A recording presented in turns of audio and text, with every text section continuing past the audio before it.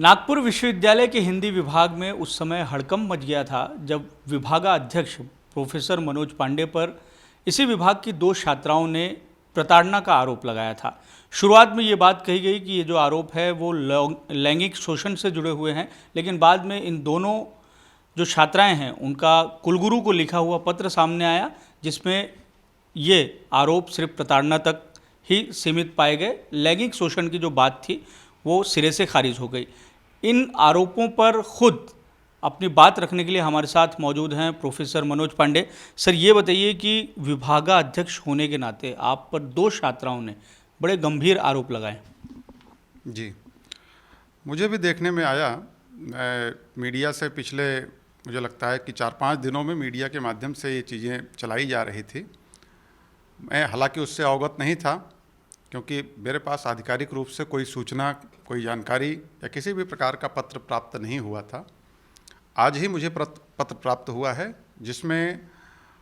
दो शोधार्थी और उनके एक शोध निर्देशक, तीनों के अपने आरोप पत्र हैं कि हमने उन्हें रोक करके रखा, ज़बरदस्ती रोक करके रखा और उनके ऊपर मानसिक रूप से उन्हें उसका त्रास हुआ। यद्यपि विभाग में जो विद्यार्थी आते हैं, विभाग की अपनी गतिविधियां चलती रहती हैं, उनमें कभी किसी को थोड़ा बहुत समय लग सकता है। मैं नहीं कहता हूं कि कोई आया और तुरंत उसका काम कर दिया जाता है। अगर विभाग में कोई व्यस्त है तो उसमें थोड़ा सा समय लग सकता है। और जिस दिन की ये घटना है, मुझे अच्छी तरह से याद है, उस दिन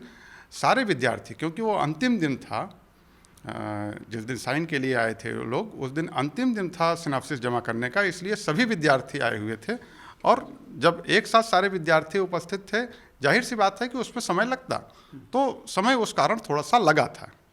लेकिन जानबूझ करके किसी को प्रताड़ित करने के इरादे से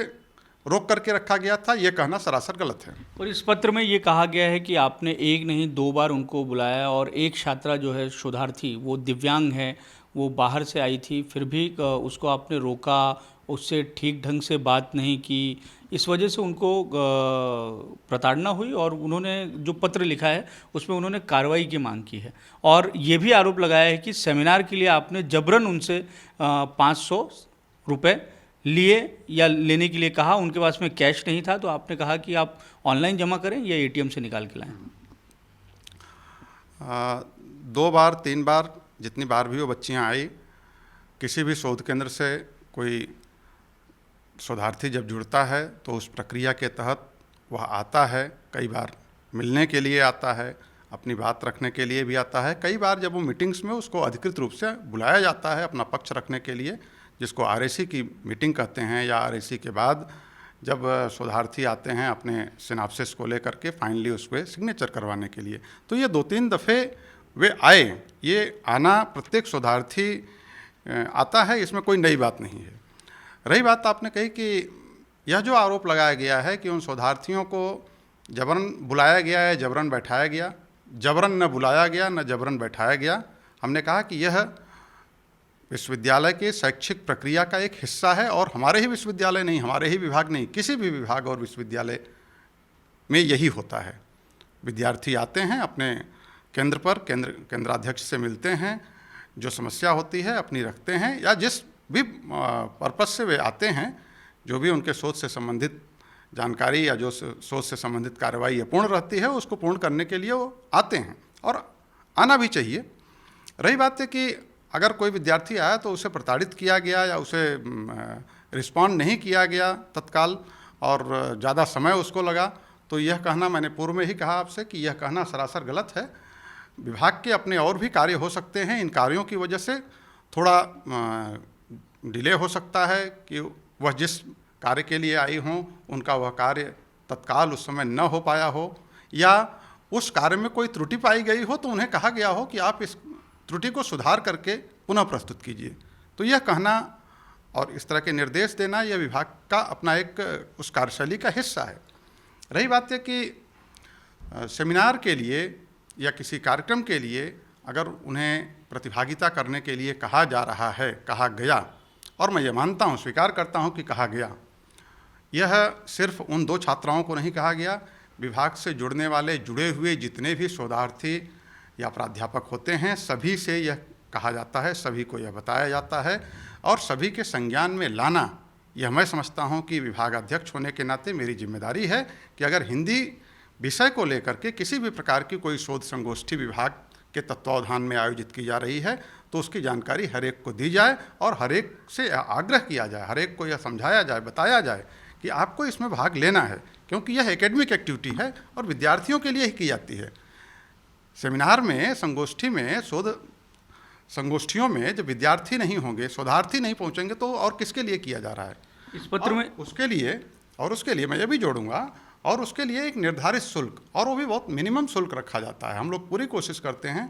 कि विद्यार्थी कई बार बहुत गरीब पृष्ठभूमि से होते हैं, कई बार सभी विद्यार्थी सक्षम नहीं होते हैं, तो हम एक नॉमिनल शुल्क लेकिन रखना आवश्यक होता है और सभी कार्यक्रमों में रखा जाता है। ऐसा नहीं है कि हमने कोई पहली बार इस तरह से आयोजन किया और उसमें शुल्क रखे, और उस शुल्क दे करके सभी को पंजीयन करवाना होता है। तो उन छात्राओं को भी अगर यह कहा गया कि आप इसमें पंजीकृत होइए, आप इसमें भाग लीजिए और आपको इसमें उपस्थित रहना है, तो मुझे लगता है कि यह हमारे एकेडमिक कार्यशैली का एक हिस्सा है, उसी के तहत उन्हें यह सलाह दी गई होगी। इन पत्रों में ये भी कहा गया है कि इन छात्राओं ने जो अपना सिनॉप्सिस आपके सामने पेश किया था, उसमें जिन लोगों के बारे में वो काम करना चाहते थे, ऐसे 2 लोग, उनकी काबिलियत पर आपने सवाल उठाया और आपने ये भी कहा कि ये कोई लोग हैं कि जिन पर काम किया जाए, या ऐसा क्या इनका काम है कि इन पर शोध कार्य किया जाए? ठीक है, जहाँ तक जिन 2 व्यक्तियों पे कार्य को लेकर के बात उठी है और जिसको लेकर के इन शोध निर्देशिका महोदया की आपत्ति है, पहले तो मैं ये स्पष्ट कर दूं कि इन शोध निर्देशिका महोदया के 4 विद्यार्थियों की सिनॉप्सिस हमारे सामने रखी गई थी। चारों सिनॉप्सिस को देखा गया और इनकी सिर्फ 4 नहीं बल्कि उसके साथ मुझे लगता है कि 12-14 और दूसरे विद्यार्थियों और दूसरे निर्देशकों के भी शोध प्रपोजल थे जिन पर विचार किया गया, और अमूमन सभी के विषयों में जो संशोधन अपेक्षित था, चाहे वह विषय को लेकर के, शीर्षक को लेकर के हो या कि अध्याय के अंतर्गत किसी प्रकार की कोई खामी को लेकर के हो, वो निर्देश दिए गए। और यह निर्देश व्यक्तिगत रूप से मैंने नहीं दिए, यह निर्देश माननीय कुलगुरु महोदय द्वारा नामित गठित की गई एक कमेटी ने दिए, जिस कमेटी को RAC कहा जाता है। उस कमेटी के समक्ष शोधार्थी ही नहीं प्रस्तुत होता है बल्कि शोध निर्देशक भी पहुंचता है, वो भी प्रस्तुत होता है, और शोध निर्देशक और शोधार्थी दोनों के अपने तर्क को सुनते हुए शोध समिति में बैठे हुए विशेषज्ञ यह तय करते हैं, यह निर्णय देते हैं कि इसमें यह आवश्यक संशोधन अपेक्षित है। रही बात किसी व्यक्ति विशेष को लेकर के, तो व्यक्ति विशेष को लेकर के हमारी कोई अपनी व्यक्तिगत कोई रंजिश है या व्यक्तिगत मेरी अपनी रुचि अरुचि का मामला है, यह मैं सिरे से खारिज करता हूँ। मैं जिन दोनों शख्स के ऊपर काम करवाने की बात शोध निर्देशिका ने रखी और जिसको उन्होंने यह कहते हुए प्रस्तुत किया कि नहीं मुझे इन्हीं पे काम करवाना है, हालांकि कमेटी के समक्ष उन्होंने जो संशोधन दिए गए थे उसको स्वीकार किया था, उसके बाद भी वो ये दावा कर रही हैं। मैं आपको यह बताना चाहूँगा कि यह दोनों व्यक्ति, जिन दोनों व्यक्तियों के ऊपर सिनॉप्सिस बनाई गई है, वह दोनों ही व्यक्तियों से मेरा कोई व्यक्तिगत संपर्क आज तक नहीं है, न मेरी कोई व्यक्तिगत दुश्मनी है, न मेरी कोई व्यक्तिगत दोस्ती है। आप अपनी जानकारी के लिए इन दोनों व्यक्तियों से व्यक्तिगत संपर्क करके मेरे बारे में जानकारी ले सकते हैं कि वो मुझे कितने दिनों से जानते हैं।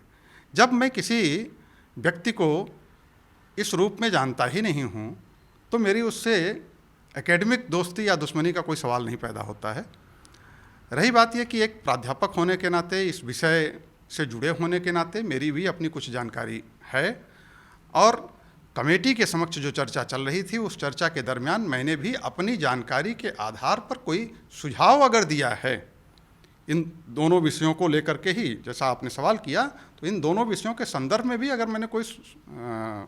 सुधार करने के लिए या कोई सुझाव दिया है तो कमेटी के समक्ष दिया है, कमेटी की उपस्थिति में दिया है। उसकी अध्यक्षता माननीय अधिष्ठाता करते हैं, अधिष्ठाता महोदय की उपस्थिति में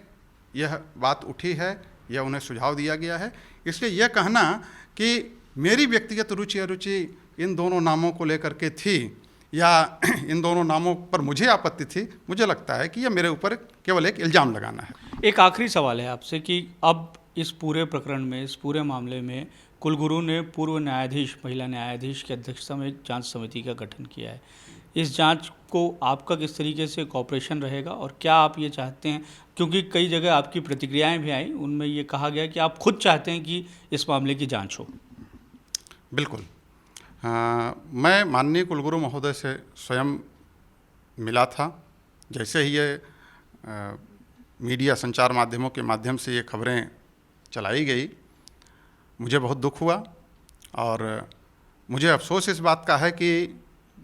जो आरोप लगाए गए हैं वह आरोप पूरी तरह से बिना किसी तथ्य के लगाए गए हैं, बिना किसी सबूत के लगाए गए हैं और ऐसे संगीन आरोप लगा करके, चरित्र हनन जैसे आरोप लगा करके व्यक्तिगत रूप से जिस प्रकार से मुझे और मेरी संस्था को बदनाम करने का प्रयास किया गया है, उससे मैं बहुत आहत हूँ। इसलिए अपनी तरफ से एक व्यक्तिगत अपनी जिम्मेदारी के नाते भी, संस्था के विभाग प्रमुख होने के नाते भी मैं कुलगुरु महोदय से निवेदन कर चुका हूँ कि सर, इस मामले में ऐसी कमेटी गठित की जाए जो कमेटी बिल्कुल निष्पक्ष तरीके से कार्य करे और सारी चीज़ें तथ्यात्मक रूप में सामने आनी चाहिए और मैं उसके लिए पूरी तरह से तैयार हूँ। मुझसे जिस भी प्रकार का सहयोग कमेटी को अपेक्षित है, मैं पूरा सहयोग करने के लिए तैयार हूँ